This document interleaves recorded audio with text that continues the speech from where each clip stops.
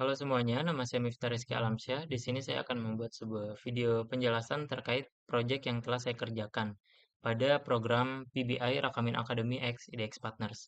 Untuk judul proyeknya sendiri adalah optimalisasi ETL pada data warehouse sistem perbankan. Nah, pertama izinkan saya memperkenalkan diri terlebih dahulu. Nama saya Miftah Rizky Alamsyah. Saat ini saya adalah mahasiswa semester 5 di salah satu politeknik yang ada di Bandung. Lebih tepatnya Politeknik Manufaktur Bandung. Untuk bidang yang saya ambil adalah data engineer karena saya memiliki interest pada pembuatan data pipeline yang efektif untuk mentransform data mentah menjadi data yang siap dipakai untuk kebutuhan analisis. Nah, untuk tentang perusahaan, IDX Partners adalah konsultan teknologi yang menyediakan solusi inovatif untuk sektor finansial dan beberapa sektor industri lainnya. Dengan keahlian data analisis, manajemen resiko, dan regulatori teknologi, IDX Partners membantu organisasi untuk mengoptimalisasikan pengambilan keputusan berdasarkan data. Nah, lanjut di proyek portofolio ini, jadi salah satu klien di sistem perbankan IDX Partners mengalami delay pada saat pelaporan dan analisis dikarenakan kesulitan untuk mengintegrasikan data dari beberapa sumber. Di sini sumbernya ada Excel, CSV, dan database. Di data source kita bisa lihat eh, Excel di sini menyimpan data transaksi, CSV menyimpan data transaksi, dan database menyimpan data transaksi juga, tapi disertai dengan informasi-informasi yang dibutuhkan lainnya, seperti akun, customer, brand, city, dan state. Nah, untuk proyek portofolio sendiri, seperti yang sudah dilihat sebelumnya, saya membaginya menjadi 3 ruang lingkup pekerjaan. Pertama adalah pembuatan data warehouse, jadi saya akan membuat database baru bernama DWH yang akan dijadikan sebagai data warehouse-nya dengan menerapkan star schema. Star schema adalah skema yang menjadikan satu fact table sebagai pusatnya dan akan dikelilingi oleh beberapa dimension table. Untuk job yang kedua adalah pembangunan ETL pipeline menggunakan Talent Open Studio. Ini digunakan untuk mengekstrak, transform, load, dan mengintegrasikan data dari beberapa sumber ke data warehouse. Untuk job yang terakhir adalah memfasilitasi analisis cepat. Jadi saya akan membuat 2 storage prosedur. Yang pertama adalah daily transaction, yang kedua adalah balance per customer untuk membantu analisis secara cepat. Untuk project timeline-nya sendiri, jadi saya akan membuat data warehouse development-nya terlebih dahulu, terus membangun ETL pipeline, dan memfasilitasi analisis cepat. Setelah itu, setelah ketiga proses ini dilakukan, saya akan melakukan monitoring apakah data yang dihasilkan sudah sesuai dengan ketentuannya.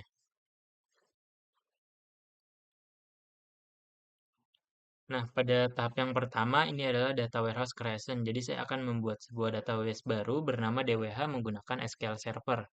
Di database yang akan dibuat akan menggunakan star schema dan akan menerapkan relasi antar tabel seperti penggunaan primary key dan foreign key untuk menjaga integritas dan konsistensi dari isi tabelnya. Di database ini akan terdapat 3 table dimension. Yang pertama adalah dim akun, dim customer, dan dim branch, dan satu fact table yang bernama fact transaction. Kita lanjut ke query implementation-nya. Yang pertama adalah pembuatan database dengan perintah create database DWH. Lalu penggunaan database-nya dengan perintah use DWH. Setelah database dibuat, selanjutnya adalah pembuatan dimension table dengan perintah create table dim customer. Jadi saya akan membuat table dim customer-nya terlebih dahulu dengan isi kolom sebagai berikut. Ada customer ID, customer name, address, city name, state name, age, gender, dan email. Nah, untuk tabel yang kedua, saya bakal membuat tabel dim branch, yang dimana isinya adalah branch ID, branch name, dan branch location. Untuk customer dan branch ID ini, customer ID dan branch ID saya jadikan sebagai primary key. Dan untuk tabel yang ketiga, saya akan membuat dim akun. Nah, dim akun ini dengan perintah yang sama, createable dim akun, dengan isi seperti akun ID, customer ID, akun type, balance, date open, status. Nah, untuk akun ID ini saya jadikan primary key, sedangkan untuk customer ID saya jadikan foreign key yang akan merujuk ke tabel dim customer, akan merujuk ke primary key di tabel dim customer. Jadi primary key-nya adalah customer ID, Saya tetapkan foreign key bahwa customer ID di tabel dim akun akan mereference dari tabel dim customer di kolom customer ID. Sama juga di tahap pembuatan fact table, saya membuat pem- saya membuat fact table dengan perintah create fact table yang isinya adalah transaction ID, akun ID, transaction date, amount, transaction type, dan branch. Yang dimana akun ID dan branch ID ini akan merujuk ke, kalau akun ID akan merujuk ke akun ID yang ada di akun, yang ada di table dim akun. Kalau untuk branch ID akan merujuk ke kolom branch ID yang ada di tabel dim branch. Nah, dengan ini maka tahap pembuatan data warehouse telah selesai dilakukan. Kita lanjut ke tahap selanjutnya. Sebelum masuk ke tahap pembuatan ETL pipeline, di sini ada yang harus dikonfigurasikan terlebih dahulu, seperti memuat data-data yang akan digunakan sebagai input maupun output. Pertama, di sini kita harus mengatur koneksinya agar talent dan SQL Server ini terhubung. Seperti yang dilihat di sini, saya sudah menghubungkan database DWH dan database sampel, yang dimana database DWH akan dijadikan sebagai outputnya dan database sampel akan dijadikan sebagai salah satu dari inputnya. DWH sebagai output dan sampel sebagai input. Untuk input yang lainnya adalah file CSV, saya sudah import juga, dan file Excel, saya sudah import juga. Nah, selanjutnya karena konfigurasi sudah selesai, di sini saya akan melakukan pembuatan job untuk dim akun dan dim branch. Jadi pembuatan job, kita fokus ke pembuatan job di dim akun ini, dia akan meload tabel akun karena database sampel mempunyai tabel akun seperti yang kita lihat di sini. Database sampel mempunyai tabel akun. Di sini kita load terlebih dahulu. Lalu kita rutekan menggunakan tmap agar diarahkan ke DWH. Nah, di tmap ini sendiri kita ubah si kolomnya. Kalau yang awalnya menggunakan Snagcase, si format penulisannya kita ubah menjadi Pascal Case agar sesuai dengan dim akun, isi kolom di dim akun yang telah kita buat. Di sini terlihat di skema editornya. Untuk job yang kedua kurang lebih sama. Jadi kita akan nge-load dulu si tabel branch yang ada di sampel. Lalu kita rutekan menggunakan tmap. Dan kita lakukan juga pengubahan format namanya yang awalnya menggunakan Snagcase diubah menjadi Pascal Case untuk diserahkan ke database output, yaitu DWH. Oke, kita lanjut ke job yang kedua. Jadi job yang kedua adalah pembuatan dim customer. Kalau sebelumnya hanya menggunakan satu tabel sebagai input, di dim customer ini kita menggunakan 3 tabel sebagai input. Yang pertama adalah tabel customer, tabel city, dan tabel state.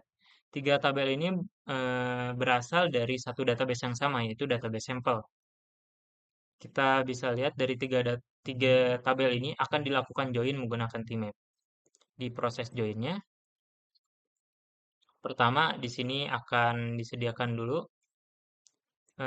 ini untuk isi dari tabel customer, ini untuk isi dari tabel city, dan ini untuk isi dari tabel state.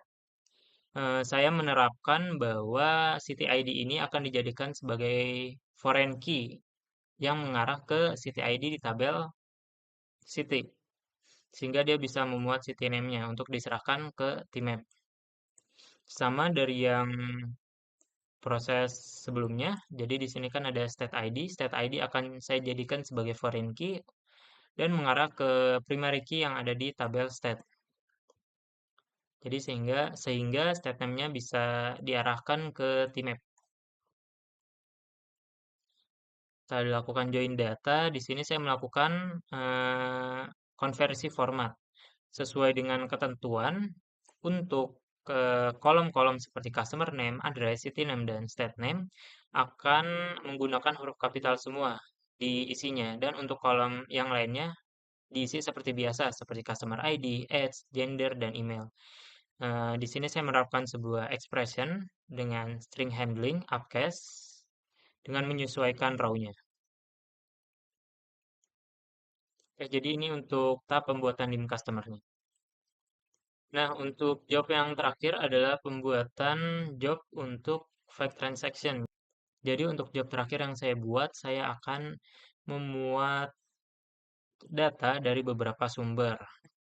Kalau sebelumnya dari beberapa table, namun masih dari satu database yang sama, kali ini saya akan membuat dari beberapa sumber. Yang pertama adalah tabel transaction dari database sampel, terus yang kedua adalah file Excel, yang ketiga adalah file CSV. Masing-masing sumber kita terapkan dulu tim map-nya untuk merutekan isi-isinya terlebih dahulu, seperti pada tab sebelumnya. Setelah itu, setelah dirutekan terlebih dahulu, kita akan menggunakan komponen TyUnit. Komponen TyUnit ini digunakan untuk isi menggabungkan data dari ketiga sumber tersebut. Nah, karena dalam proses penggabungan ada kemungkinan untuk mengalami duplikasi data, jadi saya menggunakan komponen yang namanya TyUnit Raw, yang dimana akan menghilangkan duplikasi data dengan menghilangkan duplikasi data berdasarkan transaction ID. Sehingga data yang diserahkan setelah TyUnit Raw ini adalah data yang bersih dan siap diolah. Untuk selanjutnya adalah tahap pembuatan storage prosedur. Jadi saya akan membuat dua storage prosedur berdasarkan parameter. Jadi storage prosedur yang pertama adalah daily transaction. Ini digunakan untuk menampilkan ringkasan transaksi hariannya. Kita bisa lihat di sini transaksi yang eh, kolom yang akan ditampilkan adalah tanggal, total transaksi, dan total nominal yang dikeluarkan setiap harinya. Kita bisa lihat start date dan end date akan dijadikan sebagai parameter. Dan yang ditampilkan adalah tanggal dengan cara mengcasting transaction date-nya. Terus yang akan ditampilkan lainnya adalah total transaction dengan cara menghitung total transaction ID. Dan untuk total nominalnya dengan cara menjumlahkan setiap nominal yang ada dari tabel fake transaction. Ini kita filtering berdasarkan start date dan end date. Lalu di grup berdasarkan cash transaction date. Nah, untuk implementasinya sendiri di sini kita bisa lihat dengan di sini kita menjalankan perintah exec dbo.dailyTransaction. Kita terapkan juga start date-nya dan end date-nya. Di sini start date adalah 18 Januari 2000. Di sini start date adalah 18 Januari 2024 dan end date-nya adalah 20 Januari 2024. Sesuai perintah, di sini akan menampilkan transaksi harian, di mana pada 18 Januari terdapat 4 total transaksi dengan total nominal seperti ini. Dan untuk 19 Januari terdapat 3 dengan total nominalnya, dan untuk 20 Januari 2024 terdapat 4 total transaksi dengan total nominalnya. Dengan ini, storage prosedur untuk daily transaction berhasil dibuat. Kita akan lanjut ke storage prosedur yang kedua. Nah, untuk storage prosedur yang kedua adalah balance per customer. Ini akan menampilkan saldo saat ini dari customer berdasarkan parameter nama. Di sini kita lihat query implementation-nya dulu. Pertama, saya terapin sebuah parameter bernama name yang akan kita cari berdasarkan nama nantinya. Di storage prosedur ini akan menampilkan customer name, akun type, balance, dan balance saat ini, di mana ini adalah saldo awalnya dan ini adalah saldo akhirnya ketika sudah dilakukan pemrosesan. Pemrosesannya sendiri dilakukan dengan cara saldo saat ini akan ditambahkan ketika tipe transaksinya bertipe deposit. Dan saldo saat ini akan dikurangi ketika tipe transaksinya selain deposit, seperti withdrawal ataupun transfer. Terus selanjutnya kita lakukan filtering juga untuk status yang akunnya aktif saja. Jadi untuk status yang akunnya tidak aktif tidak akan ditampilkan. Selanjutnya kita grup berdasarkan customer name, akun type, dan balance. Lalu kita urutkan berdasarkan customer name dan akun type. Nah, untuk implementasinya sendiri, di sini kita bisa langsung lihat aja hasilnya. Pada awalnya, kita cari dulu nama customer dengan nama Sally. Kita lihat di sini, di transaction type-nya, Sally sudah melakukan transaction type seperti deposit, transfer, dan withdrawal. Nah, kita bisa langsung aja ngecek storage prosedur yang udah kita buat dengan perintah exec dbo.balance per customer dengan parameter Sally. Di sini terlihat bahwa hasilnya balance tidak sama dengan saldo awal tidak sama dengan saldo saat ini dikarenakan Sally sudah melakukan beberapa transaksi tipe seperti transfer dan withdrawal. Nah, kurang lebih itu yang bisa saya sampaikan. Apabila ada kesalahan terkait informasi yang saya ucapkan ataupun tugas yang saya kerjakan, bisa diberi masukan kepada diri saya pribadi. Mungkin cukup sekian yang bisa saya sampaikan. Kurang lebihnya mohon maaf. Terima kasih.